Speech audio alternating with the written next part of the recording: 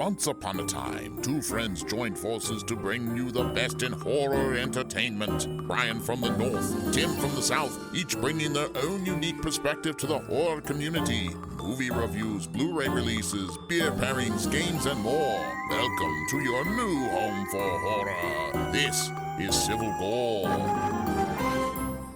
Hey there, everybody. Welcome to episode 176 of the Civil Gore podcast. I'm your host, Tim. And this is Bryan. And I think this is going to be a shorter episode tonight, just because of the movie we're going to discuss is going to be a little difficult to go through, I think, again, without, you don't want to spoil too much of it. But I think we can go through some of the things on it, and it is called The Dark and the Wicked. I'm sure everyone's heard of that by now. It's up for some Fangoria Awards. Definitely one of my favorites that I've ever seen. I tell you, that and After Midnight, I'm telling you, two of my favorite movies already, and I've just seen them in the first couple of weeks of the year here, so. Yeah, and that one I kind of don't want to spoil because it's still kind of out for rental. It's not really, widely available on Prime or anything. So yeah, and Shudder, it's going to be not until the 25th, so it's still a little bit before it comes on Shudder. So yeah, so I'd like to give people time to be able to watch it, and also a little shorter show because I'm exhausted. I had the second dose of the COVID vaccine, which is great, and I didn't have any side effects. Like a lot of people, probably 9 out of 10 people I had talked to, their second dose really hit them hard, and they had body aches and fever and chills and were up all night, and I didn't have any of that. I had maybe a mild headache, and I don't even know if that was related. Yeah, you know what I think it is, Tim, in all honesty? And I think this is a scientific fact. I think because you talk to me once a week on the podcast, if you could put up hearing my voice for, I think, for that long every week, I think nothing affects you. That might be it. Just poorly. Bounces right on. They go, oh, this guy hangs out with Bryan. Yeah, no, I think it's a fact. I think you need to also send that in though, so they know, to prepare people that's other people you may not get that same effect, and you may suffer from the second dose. But but all kidding aside, I guess was it Goliath, from Ride This One, he was, he was saying his wife, finding that it was in the younger people actually are getting those really bad symptoms. Yeah, so one advantage of being an old guy, I guess. Yeah, for once, right? Not just the early bird special, but you get the lesser complications, I guess. But no, I feel fine. It's just I can tell I'm not like 100%, but so I've just been a little bit more tired than usual. But I don't think I don't know that it's related to the vaccine, honestly. It could be just me having gotten woken up at 5:30 in the morning because my guinea pigs were trying to kill each other. That's probably more likely reason. So yeah, I heard I did like one. I knew someone that I guess one guinea pig ate the head off of the other guinea pig or something like that. Oh God, I hope that doesn't happen. But we had gerbils. Maybe it was gerbils. I don't know. It was one of those, or hamster. Gerbils. Yeah, gerbils will actually kill each other. I don't think the guinea pigs will. They do this dominance fight thing every now and again. And it got so bad this morning that I had to pull one of them out and put him in timeout for 2 hours. Oh no! How do you instruct a guinea pig? It's like I take him out and I put him in a laundry basket and I lock him in the bathroom. So he was literally the guinea pig for punishment. Yes, he was. He was being. Is that how it got that? Is that how they say that? So you'll be the guinea pig? Yeah. So yeah, that's how he got in trouble this morning. Little Buttons, but they're better now. I cleaned them out. They're all happy and content and being brothers again. So yeah, that's good. Yeah, they brothers fight and then they get back together. That's right. Yeah. All right, well, let's get right into it, guys. This is our first chop. All right, Bryan. So I know there's one movie that we both watched. Yes, today, matter of fact. Today, we watched it today. Well, I had watched half of it, and for some reason, I just could not get back to it. And it was weird because I really liked what I'd seen of the first half hour I had watched or whatever. But it's like every time I went back to start watching again, I'd get distracted. I wouldn't go back to it. And finally, when you told me you had seen it, I was like, you know what? I need to just knock this thing out. Yeah. And boy, am I glad I did, because we are talking about Possessor, which is the Brandon Cronenberg vehicle. Yes. And this one, was very heavily hyped when it first came out. It actually came out to, I think it's on Hulu now. Yes, yeah, Hulu. Now I don't know. I was going to ask you, is that the uncut version? Because I have the Blu-ray. I watched the Blu-ray, which is the uncut version. I understand there's a lot more in the uncut version. I don't know gore-wise, but I think it's like with some nudity because as I told Tim, I think I count 2 erect penises in this movie, which is rare to see. Well, I bought it when it was on movie. sale. When it was on sale with at Voodoo for $5, the uncut version. So, is that what you bought? Yeah. Oh, so you have the uncut version. Okay, good. Okay. So I've got the uncut version. I didn't watch it on Hulu. I actually bought it because it was super cheap. And I don't know why it so immediately dropped in price and went to the streaming services, but it's a fantastic movie. Yeah, good gore in it. Oh my god, the gore was like heavy, and it was like it's kind of like a relentless darkness to this movie. You know, it's like very it is bleak. There are not very many happy scenes in this at all. But you know what I really liked about it? It's very sci-fi. The premise, if you guys don't know, is there are assassins, and they have technology where they can basically implant their consciousness into another person's body and then commit murder and essentially get away with it because there's no trace that it was them or their employer, because the person whose body they inhabit is the one that's found guilty of the crime, usually in a murder-suicide type scenario. Yeah, and that's the key. The key is that suicide part, which is kind of what sets this plot off a little bit. Mm-hmm. So it's got a very heavy sci-fi feel, which they could have made this movie, and I think you'll agree, Brian, they could have made this movie completely non-horror, essentially. They could have made it a pure sci-fi type action movie, and it probably would have still been really good. But what they did is they infused this kind of really high-tech sci-fi concept and then put like crazy body horror in it and crazy gore. And I thought that was just such a cool mashup that I had never seen before. Or maybe I can't think of an example off the top of my head in quite that way that I've seen those two genres mashed together. And I think that's what made this movie really, really cool. I mean, there's some crazy body horror in this. Yeah, it's almost like you took a Philip K. Dick story and made it like one of the best horror directors and put them in charge of it, and that's kind of, which is a testament to Brandon Cronenberg because he wrote it too. So I mean, he obviously has got a flair for the sci-fi and flair for horror. So and practical effects, oh man, all practical as far as I could tell. I mean, there may have been some CGI in there, but it was mostly really practical effects. And even though those practical effects at times look a little practical, for lack of a better word, they're still like super creepy. You know what I mean? You know what I'm saying? You could tell it's an effect, but it's so creepy that you don't care because it has this kind of old school throwback to it, and I just loved it. I thought it was awesome. Oh yeah, no, it was really good, and there was some like, I mean, again, I was like, I don't know what it is, and we'll get to it a little bit when we'll touch on it when we talk about our feature, Dark and the Wicked. What is with movies this year? I'm seeing that like goes off my like cringe freak out list of things because they know you're watching, Brian. Seriously, they know. I mean, and it's no secret. Anything with an eyeball freaks me out, and I got that in both these or movies. A vag eyeball. Yeah, vagiballs. Although vagiballs sometimes could, if they're done correctly, they're not as bad. They're kind of more entertaining. But yeah, no, it's anything with a. I don't think I talked about this one as much. Everyone knows about the eyeball, but the one with anything with fingers, and it's not just breaking fingers, like appendages like that, but it's like when they're sliced off in a certain manner. Like it's funny. Like when Freddy did it, it's kind of funny. It doesn't, you're like, right. Okay, oh, he did.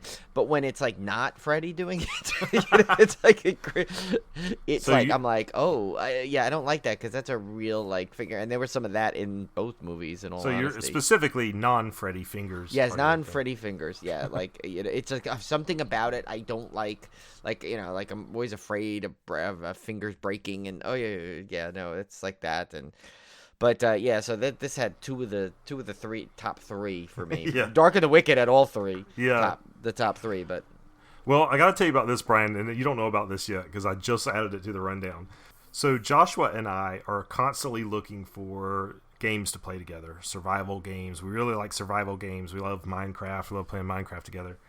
So Steam is having its Lunar New Year sale or whatever, and I saw this one called The Forest, and I've seen it advertised before, and it's gotten really good reviews, and it's a survival game, and it's supposed to be really, really hard. And the premise is you crash into the jungle, or kind of not really jungle, I'd say you crash into some woods on a plane, and you're basically the only survivor as far as you know.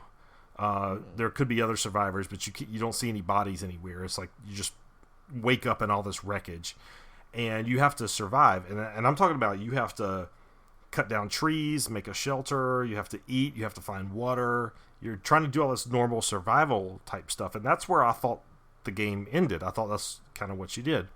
So we're playing it, and we're going out to look for a turtle shell to build a water collector, a rainwater collector, and we're kind of going along, and I see this thing over in the distance, like it looked like a person, and it's like crawling along the ground, and so I run up, and I start, and it's this woman, like this bloody, primitive, naked woman, and she's like, starts attacking me, and so I started like whacking her with my axe, and all of a sudden I realized we're surrounded by like these cannibal people, and I'm freaking out. Josh was freaking out, so we're running.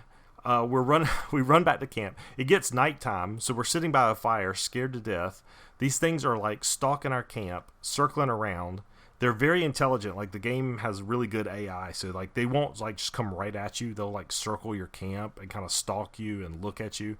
One time when we left the camp, they went into our camp and stole a bunch of our stuff and knocked down our shelter. And so you can build like traps for them and stuff. But this game is freaky. It scared the crap out of me on a number of occasions because these things will like jump out of trees on you and stuff. And they're like these like weird naked cannibal mutants, like something out of Bone Tomahawk or something. It is frightening. We had the best time with it. We ended up surviving 2 days before they killed us. But I will say there's a surprise in the game in that if you do die, the game is not over. There is another section of the game that is like a complete horror movie. So even though this is billed as a survival game, this is a pure horror nightmare fuel that I think anybody would love. It's on sale on Steam for $9 right now, and it's one of the scariest games I've played in a long time. So oh, cool. That's kind of really like that game. What was the one we played? The Project Winter, where it's like when you're dead, you're not really dead. Yeah. But this one is this is a really, really neat game, especially if you like any like Cannibal Holocaust and stuff like that. There is another survival game called Green Hell, which is actually more like Cannibal Holocaust because you are actually in the Amazon jungle and you're actually fighting cannibals. This one's I think came out before that, and this one you're in more kind of like a, I don't know, almost like a northwest woods type situation. But I don't know where these cannibal things came from, but it's a good time. Yeah. Nice. Yeah, I should check that out. I have so many games going on. I don't even know what to do anymore with these between games, between board. Tim's got me to become. I got stacks of board games. I have like all these other video games on between Cone telling me what to get off like Xbox Gold. I got like I literally have no time for anything anymore, and all I do is and I don't go anywhere. It's just that's the you know. And then of course we're watching movies, we're podcasts, we're getting screeners. I can't. It's like. I almost need like a week off of nothing but watching and playing, and maybe I could get a little bit close. But so yeah. And speaking of that, I watched a bunch of stuff. A couple things for the one was a screener we got, which was Reunion. It's that Julia Ormond vehicle that we were sent a good screener of it. It's kind of a slow burn, dark, but I tell you that it's like while it holds your interest, it kind of has a very like confusing ending, although it's like, you know, you kind of see it's one of those like movies where it's like, okay, you know something's wrong, and as the movie goes on through backstory and flashbacks and stuff, you start to piece it together, and then when it gets to the end, it's like they add like this whole element to it that kind of gets really confusing. And it's funny, I went to look at other reviews and they all almost all said the same thing. They said it was really good. It was really like well done. Acting was absolutely incredible, but like they said, like when you get to the ending, it gets a little like confusing. But I mean, you know, you understand it, but it seems like there was this extra in there that didn't need to be in there. Right. But definitely worth a watch if you get a chance. I also just watched actually right before this, so that's why it's not on the rundown. Julie and I watched Underwater because I wanted to watch all the movies in the wide release horror category for sure, at least for the Chainsaw Awards. And that was Underwater, which Tim, you had told me about, and I actually really liked that. And I saw a lot of people criticize it, and I don't know why. I thought it was great. I mean, it literally starts off right away. I mean, you get like about 35 seconds to kind of brace yourself for this movie, and then boom, and it hits you, and it's like nonstop. And I thought it was a great cast, and it kind of makes me wonder why, if it got nominated for the thing, why didn't Kristen Stewart get nominated? I thought she was really good in this. She was really good in it, yeah. And I'm not one of those that's like a Kristen Stewart basher or anything. Like, a lot of people just don't like her as an actress at all. I've never had like a I think it's her with Twilight backlash. She Yeah, probably gets Twilight backlash. Yeah, but I mean, everything else, I definitely haven't more seen Twilight. anything of Twilight, but everything else I've seen her in, I like. So Yeah, that's kind of how I think all of that carries over from Twilight, and it's just, I mean, everything else I've seen her in, she's been great. So, yeah, I don't know. Yeah.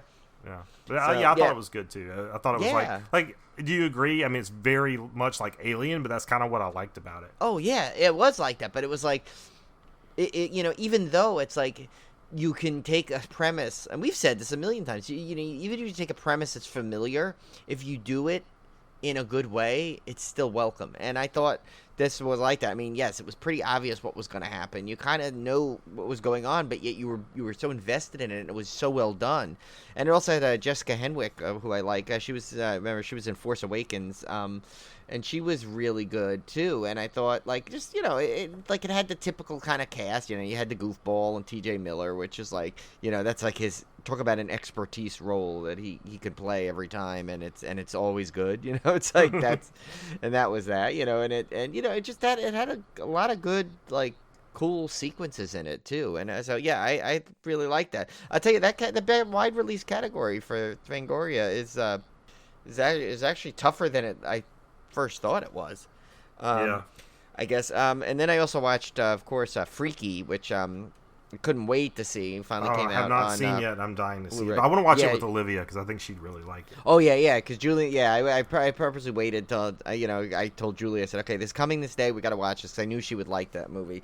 And of course, everyone knows, kind of it's like Blumhouse takes on Freaky Friday, and Christopher Landon. It's got that exact kind of the whole kind of thing, like the humor, the horror elements to it, like the original Happy Death Day, kind of like that kind of a thing. But it was so fun, and you definitely can see why they picked both Catherine Newton, who liked our tweet, by the way. I was very excited, and Vince Vaughn, why they were in the best performance category, because it's like, it's always, That's always hard to do that. yeah. Right?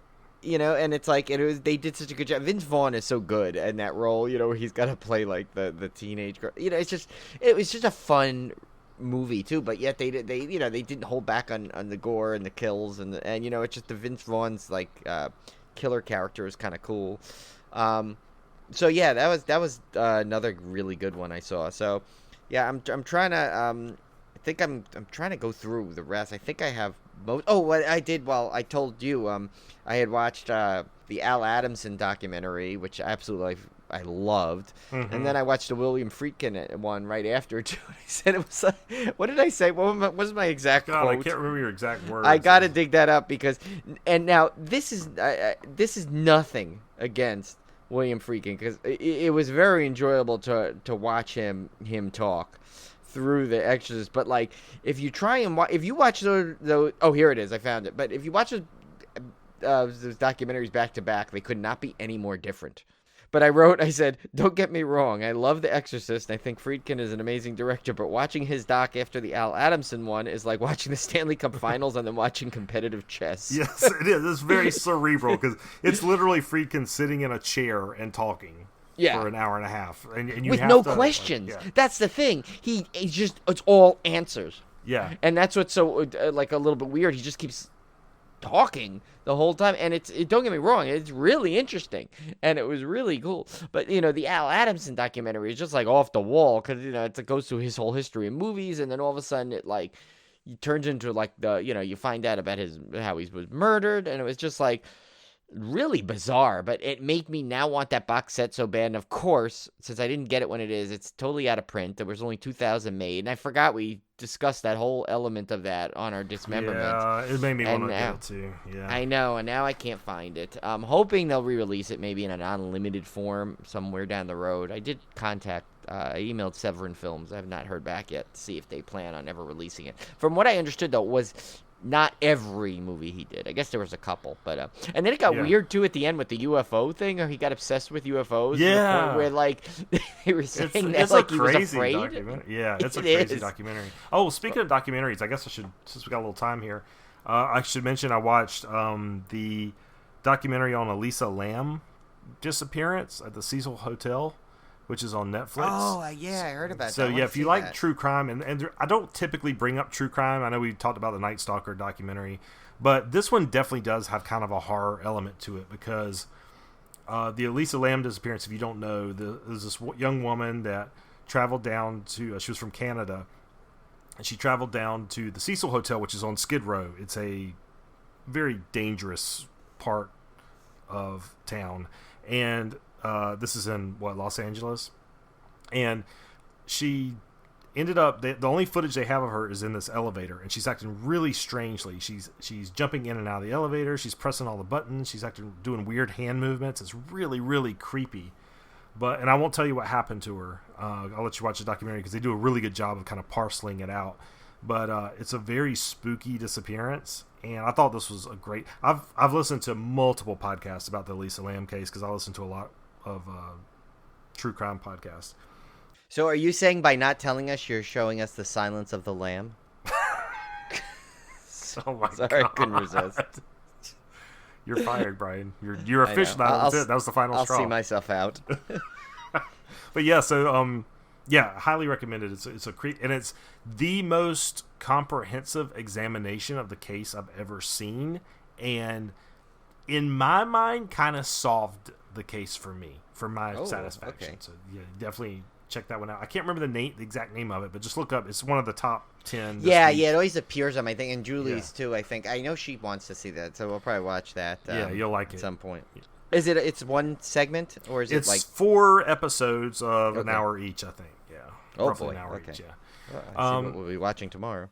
Okay. The last thing we got on our rundown here is a comic we were sent, a horror comic we were sent, which is cool because I always I love horror comics. In fact, I'm reading comic-wise, I'm reading all of the Star Wars canon comic books that Marvel produced, which is those are so great. The ones after Disney took over are considered canon.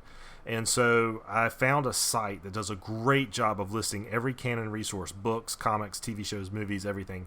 I just made a spreadsheet of all the comic series, and Marvel Unlimited has almost all of them. So I've been going through and just reading those, and they're just phenomenal. They're so much fun. Yeah, I have a bunch of them in the omnibus forms, actually. In like actual, because I was really collecting them for a while, but then there were too many. I lost track. And then I'm also reading one that's kind of got a tinge of horror to it, and that is Moon Knight. Did you ever read any Moon Knight, Brian? I did back in the day, back in the 80s when I was collecting comics. He was essentially the reason I got into Moonlight is moonlighting with Bruce Willis. No, the reason I got into Moon Knight was my granddad. One time, he used to always go to yard sales, and he'd buy whatever, all kinds of crazy stuff. This is when I was really young. He bought a garbage bag full of comic books, a literal trash bag full of comics, and inside it had just comics from everywhere. I still have some of them actually, but X-Men, all kinds of stuff. But a lot of them were Moon Knight, and that's how I first got introduced to the character. If you guys don't know, he's not one of Marvel's most famous characters, but he was sort of their answer to Batman. So he's a very Batman-esque figure. But he got his powers from like this Egyptian god because he was on this archaeology dig. And so at night he transforms, or not really transforms, but he disguises himself as Moon Knight, which is this white cloaked figure that acts very much like Batman. And then during the day he has other personas, like he's got a cab driver persona he uses to pick up tips from people on the street. He's got this other persona. Right. I remember that. Yeah. Now that you said that, it's all coming back to me. It's a really cool comic. But some of the stories have like a little horror tinge to them. Like there's one I read recently where these crooks were hanging out in like this supposedly haunted house. So he was investigating that. And then there was one I read last night where there was this woman that had lost her son, and so she had holed herself up in this decaying church. So there's always like this little tinge of supernatural to it, which I liked. But I think they're actually making a Moon Knight series. I heard, yeah. Which I'm super excited about. Yeah, that would be. I definitely watch that. That one sounds really cool. I'm reading the. I started with the original ones back from 1980, but they did another run of Moon Knight, like fairly recently, like within the last 3 or 4 years, that was very critically acclaimed. Like they did a complete reboot, and I really want to get to those, but I'm trying to read them all in chronological order. But I say all that to say, we got sent this horror comic called Drips, and I'll read you the synopsis here. When journalist Mark Lawrence and his archivist girlfriend Jennifer Darvis go on a cruise to South America, they find themselves with more questions than answers about the native culture when they get to Loggerhead Key. By Chad Taylor, published by Uni 5i Comics. Also has some others that you can order on... Yeah, Chad has a couple of series that he does there. Yeah, you can order them on Gumroad.com, comichaus.com, which is comichaus.com, and Amazon for the Kindle. And this was really cool. And Brian, it was funny because I read this before we recorded, and it reminded me so much of that Forest game I just talked about, because it has kind of that same vibe to it. Yeah, it was kind of funny when you said that, I'm like, oh, this kind of sounds like the comic. It does. So it was already kind of creeping me out, but that was awesome. I love seeing previews. If any of you comic creators out there want to send us previews, I will take them gladly and mention them on the show and publicize them on the show, because I love horror comics. This one was really cool. Yeah, Chad, thanks for sending that. I really like that too, and I definitely want to see more of it. Because this is just issue 1, so definitely have to keep track. See if we can get the next couple of issues, because it's really cool. It kind of has like that very very Tim series of comics. You can tell. I love anything where it reminds me of Creature from the Black Lagoon, kind of. Yeah, I was gonna say that. Of course, it's got that feel to it. So Yeah. I love anything like that. Yeah, for sure. All right, Brian, I guess it's time to get to our feature film. This one we picked just because we had just seen it recently, and it was one I kind of really wanted to talk about, because Brian and I, even though we both saw it, we never really got to talk to each other about it.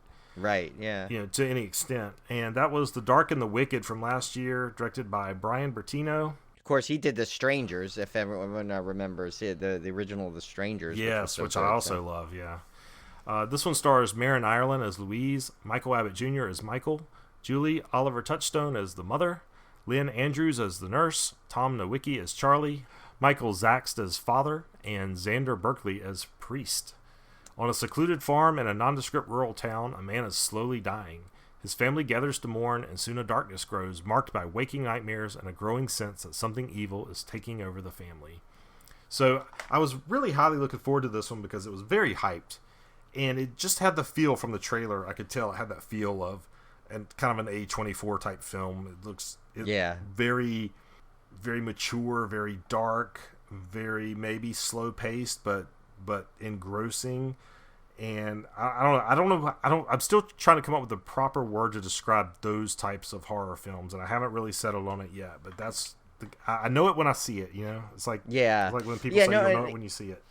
Yeah, and I know some, you'll say, like, a lot of people probably say it's slow paced, but I thought it was, like, more of the, what do we like to, we like to say deliberate paced, like it was, and I think, you and I kind of tend to like those kind of movies when they're done, when the payoff is good, and this one is so paced, I think, like, perfectly, like, it's deliberate, and it gives you a little bit, and a little bit, and then it, like... Then when it hits you at the end, it's like the reveal is so worth it, because you've been drawn in and pulled in exactly the way they wanted you to.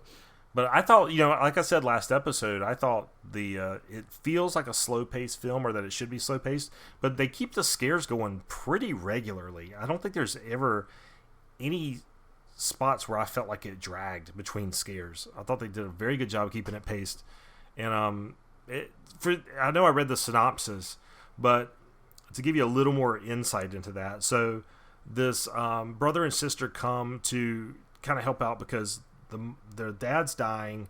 The mom is trying to take care of him. She's elderly as well, and that brings up another point, which is the theme of this movie is that's a real life horror, right? When our parents are getting older. And they're going to go from the people that take care of us to the ones that we're having to take care of them. That's a scary thing to experience. Thankfully, I haven't experienced it yet, but I will at some point, and it's horrifying. So there's that theme to it. But what they find out when they get there is that the mother has been seeing something that is essentially kind of stalking the dad. She's seeing some kind of darkness, and that just sets off just a fantastic premise, because this becomes, is it a demon story? Is it a ghost story? What is this? And the movie is really good about leaving enough of it to your imagination that it's constantly unsettling, because there are no easy answers to this movie as to why this is happening and what exactly is happening. Yeah, no, and it's and the thing is like there's little like clues, like she says, "Oh, I told you not to come." Well, and that's what I liked about it. She's like, "Oh, because the parents are always telling you, oh, you didn't have to come. Oh, you didn't have to come. We'll be fine. Yeah, we'll be fine. Don't come." Well, in this, the mother really means it. She's like, it's more of a warning, but yet it's like the audience, the main characters just write it off as they don't want us to come. They really do want us to come. They want us to help. They just don't want to ask. They don't want to burden us. It's kind of a thing. You can get that vibe, and you can kind of tell that neither one, I guess, has been around in a while. And the thing is, I think what keeps it going is the performances are just so great. Where like Marin Ireland, which I said, like, and I have to say, after seeing this now, she is my best lead pick that I'm going to pick for the Fangoria Chainsaw Awards. Nice. She's excelled and jumped ahead of everyone else in that category that I was I know, yes, Elizabeth Moss is up there, and we discussed some of the other, but I think hands down she's my pick, because she just blew me away in this in a way, because there was something about her that was just very mesmerizing on the screen, and she liked our tweet when I commented on the thing too, so that was a big like excitement point. Actually, I think almost the whole cast at one point liked the tweet I wrote. We had a lot of good feedback from the cast and everything. So from this movie. And it really it's and it's like when I think a movie like this, if it's like the performance, and I'm not trying to say the other performances are bad in any means, they were all amazing, but she just stood out, I thought. But what I was gonna say is it's like when a movie with the movies that has a pacing like this, I think the performances have to be that next level, or I think you lose your audience. And I think that's what was so strong about this, is that the pacing was great, along with the performances, and the cast were elevated. And so it's like, there was just a lot of like creepy scenes throughout, and like Tim said, it's like that's what I think also kept it going to the point of where there really were no dull spots, because I think you'd be getting something creepy or unsettling just at the right time, like a very very timely. It's like right when you're like starting to question something, you're gonna get hit with something else, and you're like, oh, okay. Well, one thing I liked about that, and I was thinking about this when I was thinking about how to discuss the movie, is you're kind of learning about this as the characters are learning about it, so you feel like you're kind of there with them. Right. Figuring out what's going on. It's not one of those movies where the audience knows what's going on and we're watching the characters discover it. We're finding along. We don't know either. And you're kind of be carried along with these characters and finding out as they find out. And I think that's what also makes it so unsettling, because you don't know what you're going to see next. You don't know when something's going to jump out. And Brian, I'm curious if you had the same feeling I did. I thought this movie shared some, not necessarily in tone, because this is a much darker movie, but it reminded me in ways of Anything for Jackson, because of the way Anything for Jackson is a little more. Oh, because the way. Yeah, but it's a little more, I guess, lighthearted in a way. But this one, in the way that there's some presence and you don't know how it's going to manifest. Right. It's like the way it's gonna. You're not sure how it's gonna reveal itself eventually. Right. And it's kind of like these little. Yeah, I see that. I totally see that comparison. And it uses some of the same tricks. Like, what I'm seeing real? Is it fantasy? Right. Am I imagining this? Am I not imagining it? So it kind of has some of that same kind of tone. I think and I think that's maybe why too you grow attached to these characters so well, is because you are with them. They are. You feel like. You feel like you were told not to come, but you came anyway. Now you're experiencing you felt like that was now you're involved in it, and you're invested, and that's it, and you're part of this now. And I think it's not exactly an easy technique all the time for a filmmaker to do that. I guess Bryan Bertino just has a good knack for that, because he definitely brought that in, and he obviously has a flair for unsettling imagery on a very simple level, because with The Strangers, like, remember how like you would see like just the characters like off in the distance kind of walking around like in the room, and it would like and the same with this is like there's certain things where you'd kind of like you'd see something and then you weren't sure, like it's kind of like right in the background, and then it kind of moves into frame a little more, and it's just stuff like that is like, to me, it was one of the creepiest things in there. Well, he did the same thing in The Strangers, if you think about it. In that movie, well, that's what I said. Yeah, that's what I was comparing. You feel like you're in that, trapped in that house. Part. Yeah. No, exactly. Yeah, it's and that's a good way to do it, I think, especially a horror movie, because you wanna, you see a horror movie, there's two types of horror movies. There's ones where you're like, you're an audience member, and you're just there for the ride. But in this, this is not one of those ones where you're just there for the ride. You're in there with it. You're in there, and you need to like almost find a way to survive it yourself. Well, like for to when I'm watching a Friday the 13th movie, I don't feel like I'm at Crystal Lake being hunted by by Jason, because I'm seeing Jason's perspective at some points, and then I'm seeing the counselor's perspective. So I'm seeing both sides of the movie. So I know I'm a passive observer to the movie. Right. Whereas in this one, I'm not passive. I'm claustrophobically in there with these characters. And I'd have to watch it again to see if as I wasn't paying attention at the time, the cinematography style, if they intentionally did any shots to make it, there are camera tricks to make the viewer feel more immersed in the story. They'll use low angle shots, or you'll use very claustrophobic shots. I'd have to go back and watch it again to see. Well, I know one scene in particular is when the brother is like waking up, and which is leads to one of my freak out moments in there. But there's where he's like in there and he's flipping the light switch, and it's a very unique house to begin with. There's a lot of doors and windows in places where you really not, when you think there's a weird entity in there, they're in the worst places possible. Mm-hmm. It's like there's a window right there, right in front of you. There's a door like way too close to where you want it to be, kind of a thing. And yeah, but just overall, it's like, and I don't even want to describe my freak out moments. I mean, what some of them are based on the thing, but I don't want to describe them in detail because I want them to come as the same shock value as I got it. Right. Yeah. I wish I had seen this one in the theater, because I feel like it would have been a similar experience to It Follows. Because, and I don't know why I'm making that comparison really, other than in It Follows, I thought it kind of had the same kind of scare factor to it in terms of things happening, where it wasn't necessarily like a jump scare, but it was something really scary happening like out of the blue. And then, the audience reaction from that was really, really cool. I can imagine seeing this with an audience. The audience reaction to some of these scares would have been that same level. I would have loved to have seen that. I mean, it was scary enough just watching it here by myself in broad daylight. I would have loved to have seen it in a darkened theater. I think it would have been amazing. Yeah, I mean, really not much more to go into because you don't really want to get into, like, I think we did a good job of kind of giving you a lot about the movie without giving anything away. So yeah, the only thing, I guess, to close it, I mean, we need to just tell you, definitely look for this when it comes out on Shudder. It comes out on February 25th.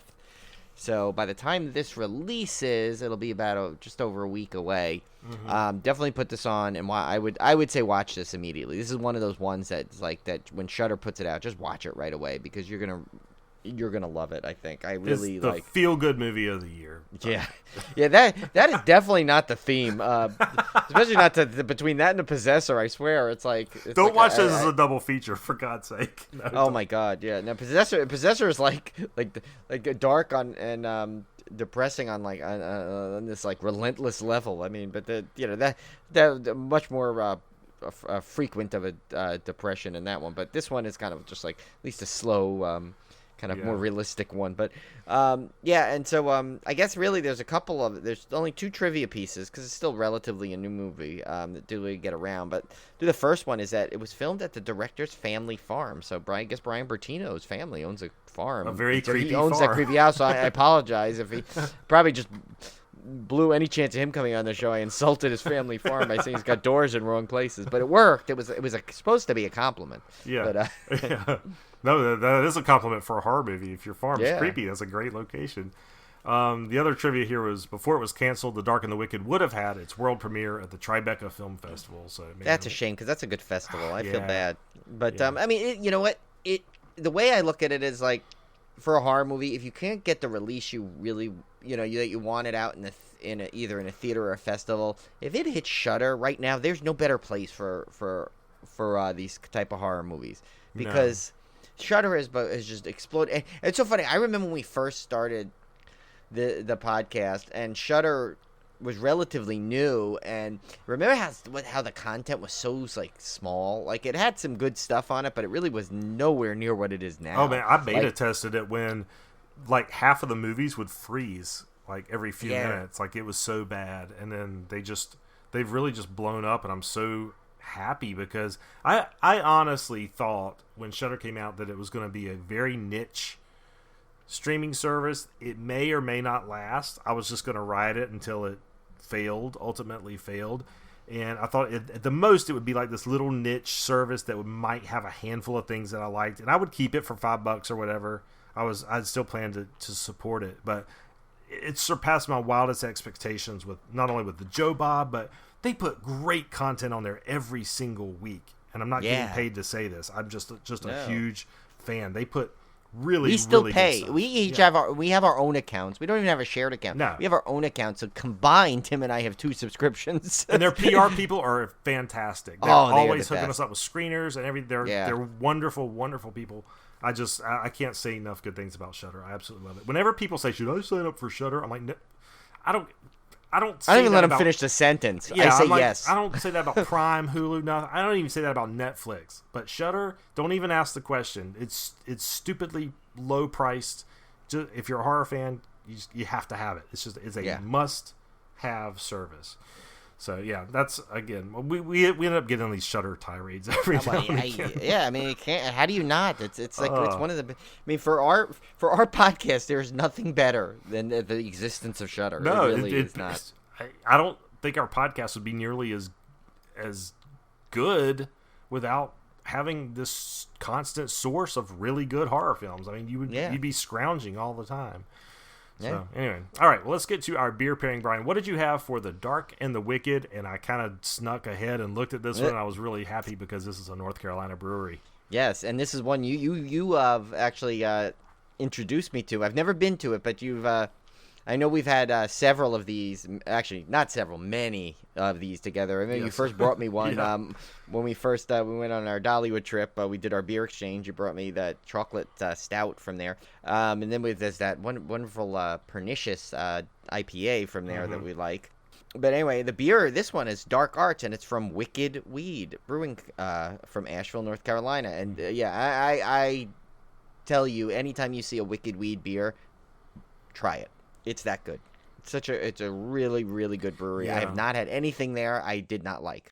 Wicked Weed was a really, I would say probably the highest rated brewery in North Carolina.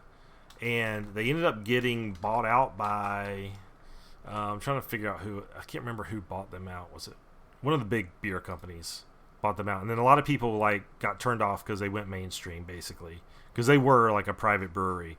Yeah. But I still love them. I mean, I don't think their quality has suffered. I have beer snob friends that say it has. I don't know. I'm not that big of as much as we kid about it, I'm not that big of a beer snob. I still buy Wicked Weed. I still love it. So, and apparently their brewery is amazing. Yeah, no, like I said, I've had everything I've had from there. I've been very happy with, and I have not found a dud yet. So. And this is interesting. So this one's a 15%. Jeez. This is a strong beer. It's it's Dark Arts. You know, you gotta. I mean, this goes with the movie here. You need to get messed up with this movie. And it's a rum barrel aged imperial stout with Brett hops in it. Oh my god! And so I'm going to read to you this description. This is an historical beer, Tim, for your state. Oh. So Dark Arts was North Carolina's first beer to reach the 15% ABV legal cap. So you have a cap there, if you didn't know. Yeah. In North Carolina, and that's it. This reached. But it used to be much lower. It used to be much lower, and then when the craft breweries scene just blew up in North Carolina, they ended up raising it, which is nice. Yeah, well, meanwhile, I had that 27% or whatever, the crazy Sam Adams Utopiast at one time. But I guess Boston, they don't cap anything. I don't know. But anyway, so this is it hit the legal cap. It says the third incarnation of this annual imperial stout has been aged since October 2015 in rum barrels. This beer was brewed with brown sugar, agave, and honey, fermented using our house Brettanomyces culture.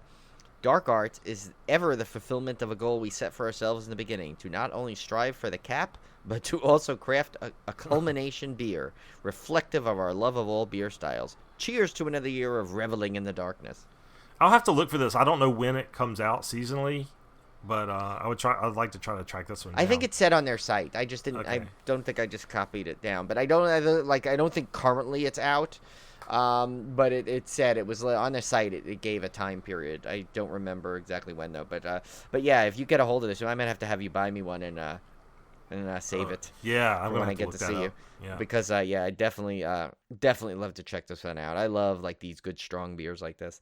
So yeah, so that's it. This is perfect. This is a good thing. It's really good because it's a nice strong bleak sounding beer is exactly what you need with this movie, and that is the highest compliment. Trust me, that's not an insult to this movie. This is a compliment. Oh man!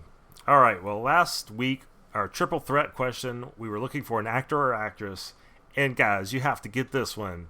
Yeah, David McHugh got this one. Yeah, instantly. He got this one right away. It's our old buddy Nicolas Cage, of course. Yes. So clue number 1, my professional name was inspired by a Marvel comic superhero. So of course, Nick was related to the Coppola family, so he changed his birth name from Nicholas Coppola to avoid nepotism and used Cage, which was inspired by Marvel superhero Luke Cage. That's cool. Clue number 2, one of my sons is named after a role I was extremely close to playing.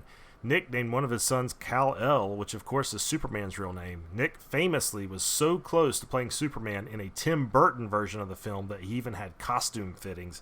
I would have loved to seen a Tim Burton version of Superman. How cool would that have been? And I used to wonder Nick Cage, would he have pulled it off? And but then you see him in movies where he plays that I could picture him as the Superman way more than the Clark Kent. I can't picture him as bumbling. That's the thing. Even though he was great in Raising Arizona, he was a goofball, but he wasn't bumbling and nerdy. So that's the part I can't picture him playing. But from what I understand, I don't think there was a Clark Kent aspect as much to Tim Burton's version. I'm sure he would have figured out a way to do it. He's just he would have. Crazy. Yeah, he's just so crazy good. But... Yeah. Clue number 3, I already have a tomb waiting for me to be buried in once I pass away. It is Nick's wish to be buried in a pyramid when he passes away. And he, of course, and he even has a tomb lined up already in one of New Orleans' most famous cemeteries, St. Louis Cemetery No. 1. So I'm sure there will also be I'm hoping there'll be a puzzle you have to solve to get into the pyramid, right? And you got to go to the National Archives. And the eye will open up, and then if you stare right at it and recite a line from his movie, it opens. And something tells me since the way he makes movies, I could see him being buried 18 times a year. Reburied because he makes so many movies. You have to recreate it all the time. All right, this is a fun one this week. Our new question here. We are looking for a movie. That's not one we do very often.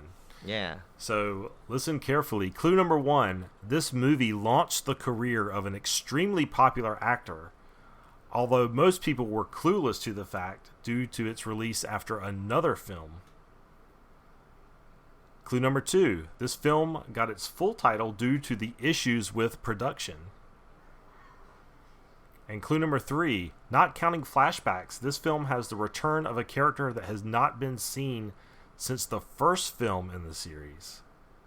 Yeah, so that there's a lot of tricky wording in these clues, because I had to Because I think this would have been a really easy guess if I would have used some obvious clues, but so I had to really go deep. We may have on to this one, post these on social media so you can Yeah, guys it's can kind see of the really wording. wordy. Yeah. I know, and I keep saying that. Cody's like, "Yeah, I heard that already." You say that, you do it for a week or two, and then you stop. All right. But, we have another great fan topic food question from David McHugh, Horror Mailman on Twitter. And actually, we're running low now. We're getting to the bottom. We're getting to the end, so we need yes, people to send them in. Send only a few questions left. in. Yeah, for sure. All right. So the question is, what other podcasts do you listen to? Oh my God. So, yeah, I'll let you go first, Brian, because I'm pulling mine up here on the phone. I mean, well, here's the thing. There are some that I listen to, but like I fall behind it, and then I like binge listen to catch up. But there's a couple that I listen to all the time, of course. Coaster Radio, the one that like got us, that we would not exist if they didn't. Mm-hmm. Of course, the great Fox and the Foxhound by Tim's brother Kevin and his lovely wife Amanda. I of course listen to Kim and Ket. We started listening to Jeff Whitmire's great podcast, The Bare Naked ABCs. I listened to Horror Nights In with Crystal, who we had on the show once, and was a really fun collaboration episode. Of course, this Champs World podcast. I started, and like here's one where I'm like a little behind, but I try and catch up. And Jed Shepard's podcast, Jed Talks. Of course, Ride This One. Our good buddies Slater and Goliath and Muscle Daddy there. And, I mean, there's a couple other ones, like I said, that are, the Hobbycast, but they're on a hiatus now. Of course, that was with Gemma Moore, it's a podcast that she did with, Amir Chetta Patel and Carla McGlynn. That's that really cool one I told everyone about. I mean, there's some other ones in there I just haven't got. Like, there's one, like, My Neighbors Are Dead. I'm, like, a year or two behind now. Yeah. Like, it's just so many, it's hard to do it. And same with 91 Reasons, I'm really behind. And Casualty Friday. And, it's like I'm, like, behind in a lot of these podcasts here. I'll name some of mine. Now, I'm not going to name the ones Brian's already named because I listen to a lot of the same ones. Of course, we mentioned 91 Reasons. Jeff Tucker. That's another reason I got this podcast off the ground. Jeff The Voice, Tucker, Jeff right? Tucker. He does just a very folksy podcast. Just him about he's incorporated his family as well, and he talks about growing up in the 80s and has some great stories from his youth and just fantastically funny movie reviews. So I love. Yeah, and I think Reasons. bare minimum you need to follow him on Facebook, just the podcast, because he'll just put images that like just spark back so much joy. Yeah. So he's great. He's one of the reasons this podcast is what it is, because I remember early on listening to his podcast, even before we had done this podcast, talking about how you had to put out regular content, and that just always stuck with me.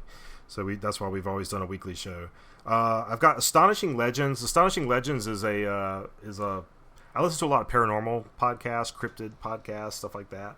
And Astonishing Legends, they do really, really deep dives into weird stuff like the Bermuda Triangle or Amelia Earhart or the Loch Ness Monster or whatever, but they'll do like 6 hours on it. So they might do like a 3-parter, and each part is like 2.5 hours. So if you really want like the most in-depth deep dive on a subject, those are the guys that are really, really good. Astonishing Legends. Colors of the Dark is the podcast that replaced Shockwaves, which replaced Killer POV. That is the Rebecca McKendry vehicle. And she hosts it with Elric Kane, who was also on Shockwaves. So that's kind of their new collaboration. Absolutely love that podcast. It's also another big influence. That's another on one I ours. forgot that I'm behind in, by the way. Yes, Yeah, that one. That's another big influence on ours. On the board game front, I listen to the Dice Tower. That's one of the only handful of board game podcasts I listen to. It's one of the biggest and best. In research of, this is a neat one. So there's another podcast I listen to called Monster Talk. Monster Talk is a skeptics podcast for monsters and cryptids. So they take a very skeptical point of view, but they still talk about Bigfoot and Loch Ness Monster and chupacabras and all that kind of stuff. And I really like that angle of it.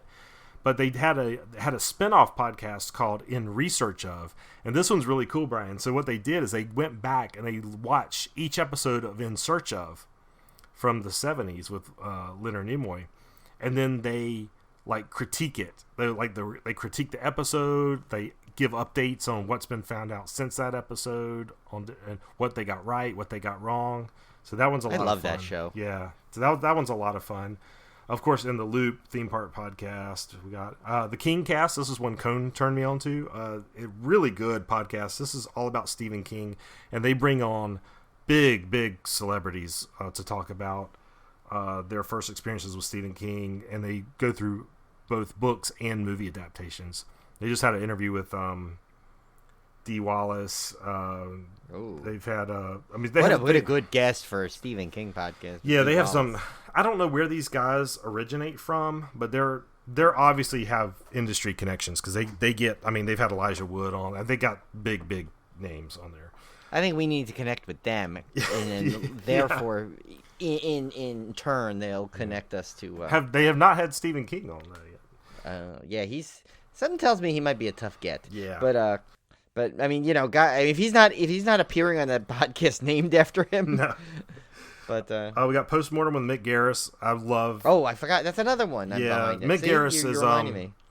His interview style is just so good. I'm every time we do an interview, I'm trying to keep Mick Garris in the back of my mind because he's just an excellent interviewer, and I'm not anywhere remotely close to his level. Yeah, as we discussed with him, actually, we are no threat to him. No, we told him we were no threat. I think he believed. Yes, he did. He got a nice chuckle out of that because he actually kindly said, "Well, I don't." He goes, "I don't know. I don't." He was very humble I don't about want it. competition. Yeah. And we're like, "Yeah, no, you have nothing to worry about." What a nice guy he is. Oh my Super God, nice he's guy.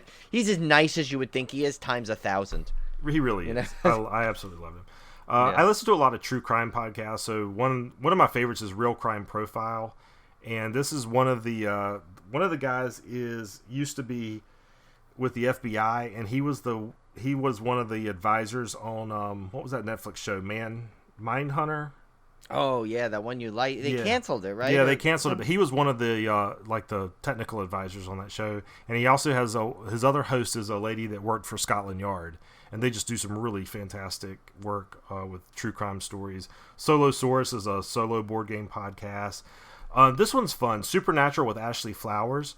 This one's a shorter podcast, also about paranormal, encrypted, and weird events. But let me tell you, any podcast with Ashley Flowers, I will recommend hands down. She's such a good storyteller. She makes every episode is just totally riveting. The way she tells it, I don't know her style. I mean, she's just a phenomenal podcaster. I really highly recommend anything with Ashley Flowers. She's got this one, Supernatural, and she's got several others. She's got one that's all about American presidents, and it's still bcompletely riveting. Oh my God. Sword and Scale is by far the best true crime podcast out there. Oh yeah, Raymond, I know you love that one. Yeah, Swords. I've been listening to that for years, and it's very, very dark and very in depth, and it has a lot of courtroom audio and 911 call. It's just fantastic. Another one I really love, Unexplained. This is also in the paranormal category. Richard McLean Smith, who has such a soothing voice. I've actually emailed him before and said, "Dude, your voice is amazing." What was the other guy? What was it? Oh, Aaron Lohr from right? No, yeah, Aaron. Aaron Mankey. Lohr. Yeah, Aaron Mankey. Yeah, he was so calm. Yeah, no, Richard McLean Smith, man, I loved. He's a British podcaster, and he does one on the paranormal, UFOs, ghosts. He did one on the Roanoke Colony. I've emailed him a couple of times, and he's responded back. And super nice guy. I really like his show, Unexplained. And then, that was the big ones. There's a couple of political ones in there I won't go into, news type oriented ones, but those are the big ones. Also, I also want to give a shout out to Film Threat. This is the Chris Gore. He runs the Film Threat website. He's not related to us. No, not.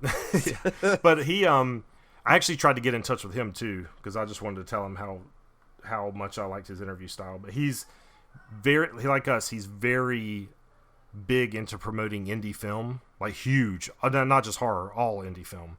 So he does these really he's kind of settled into a format where he does 15-minute shows, and he'll put 3 or 4 15-minute shows out a week, and he'll just talk with a independent filmmaker. And I love his interview style as well. So Chris, if by any chance he's ever listening to this, he's a big influence on us as well. So definitely check out Film Threat if you like indie stuff. So yeah, that's mine. I know that's a lot of them. At one point I was subscribed to over 40 podcasts. I've had to trim that down because I just don't have the time. I'm still got a crazy backlog, but I listen to a lot of podcasts. Yes, it's amazing you have time to record one. I know. That's crazy. But yeah, I don't listen to as many horror podcasts as you would think, though, because I feel like, you know, when you're spending so much time creating one, I don't necessarily want to listen to a bunch of them. But I do listen to the ones that our friends do, of course, and the big ones, Kim and Kat, obviously, Mick Garris, Horror Nights, all those ones that were, you know, that we know people personally and that kind of thing. I'll definitely listen to those, but it's not like I subscribe to like 50 horror podcasts and listen to all of them. There's just too many. There's a lot now. You know, I remember. I mean, there's always been a lot, but it seems like there's way more than there was when we even started. It's so easy now, so cheap. I mean, I put cheap in air quotes. I know you guys can't see me, but it's relatively inexpensive to produce your own show. There is the hosting fee is probably the most expensive, and you have the upfront fees of the microphone. But, you know, there's a lot of one-time costs. Yeah, but once you got the one-time twice cost, in Tim's case, when he needs to replace his mic. But once you got the one-time cost knocked out, I mean, essentially $20 a month, you can host whatever you want and produce whatever you want and stick it out there in the interwebs. So, and then hemorrhage money and time for the rest of your life, like me and Brian. Well, I think we made a few bucks on the merchandise store, but that's true. When I say a few bucks, I literally mean like under 20. I still think we spent more I spent more on the own store than we did. So. But we do have some nice products. I'll tell you, this sweatshirt, right? Civil Gore sweatshirt. Yeah. I have worn this thing, especially through this pandemic. I mean, yes, I do wash it, but like. I've washed this thing probably like 30 times over the summer because that's how much I wear it, and Obi loves it, and he already chewed one of the little strings off the edge, the little plastic piece on the string. He chewed that off, so I still let him chew that one now that the plastic is off of it. Yeah, we probably don't promote our merch enough because it's really good quality stuff. I've bought. It is. She wears that Civil Gore hoodie literally every day. Yeah, it's literally so comfortable and warm. And I need to get one of those. I've got t-shirts. I've bought some of the coffee mugs. I've bought the face mask, which is my favorite face mask, actually, of all of them. Did you get our new one? The one with the actually comes with the filters. Yeah, they have a new one where it's adjustable size. It's definitely the higher quality ones. The original ones were the early on. Yeah, the new ones actually, I have to say, not trying to like just convince everyone to buy it now, but it's really good. It's good. It's like the good ones where it has the little, kind of like, you know, the full moon ones where it has the little slider to help adjust the size, and it's got a pocket, and you can buy it actually, and we sell it both ways. We sell it just the mask, and then with a 10-pack of filters. So it's definitely a better price. And we have the gaiters too, for just, you know, that's not as much for the protection as just, you know, for winter, you know, for like, you know, people that wear like those sports gaiters. So which came out good. But yeah, this sweatshirt thing, I mean, the logo is still clear as can be. It's not even fading away. This shirt is so comfortable. Sweatshirt is so comfortable. Yeah, no, they're good. I actually bought an extra one because I know this is eventually gonna fizzle out, and I bought the French Terry one. And I just saw they're actually bringing a new style of the zipper hoodies back. I want one of those because I've got tons of pullover hoodies and I need more zipper ones. The only one I've got is the Fury. I think this year we have that. So, and they're always, which Threadless always does an amazing job. Their customer service is great. Their quality is good. It's fast. Yeah, I've never had a bad experience with them. So no, they're great. They're so great, and they're always coming up with new products to add to the store, which is great. And it's so easy to just add.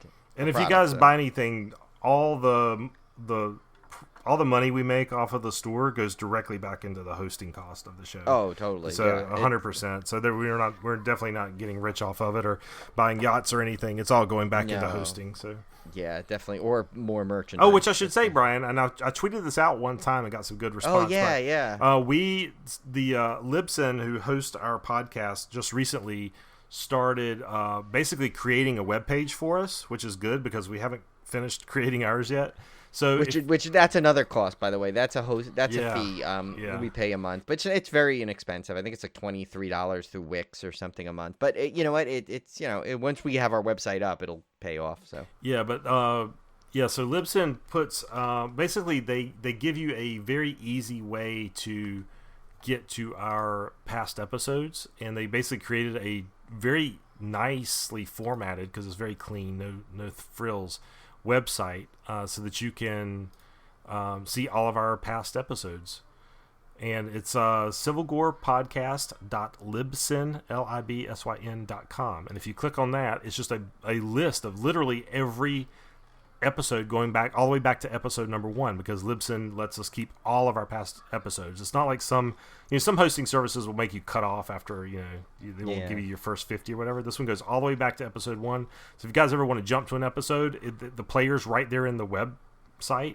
So you don't even have to download it. You can download it, but otherwise you can just click play and play it. So it's a fantastic resource, and it's also got the show notes and everything right there at your fingertips. Yeah, it's kind of a neat way. I was going to say a nice free little service, but it's not free. It's not technically free, but it's a nice bonus. It's a nice bonus because they didn't used to offer it, and now they do. So Yeah. it's a nice way for you to just, without having to go back and download a bunch of episodes, just go click on it. So that's it for our show this week. We will be back here next week with another movie. I don't know yet, but we'll figure something out. We're slow on the. But if you guys have recommendations, David Terry recommended All Cheerleaders Die. We'll be glad to cover it, because we're not in any mode where we have, until Summer Slaycation comes up, we're really not in any mode where we have to cover any particular thing.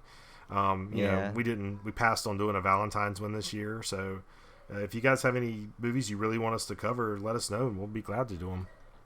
Yep, we were always willing to check out. And some of our favorites over the years have been a listener. Yeah. I'm thinking like use your options. That's more my arena, Brian, being an IT. Yeah, I know, and that's what I'm thinking.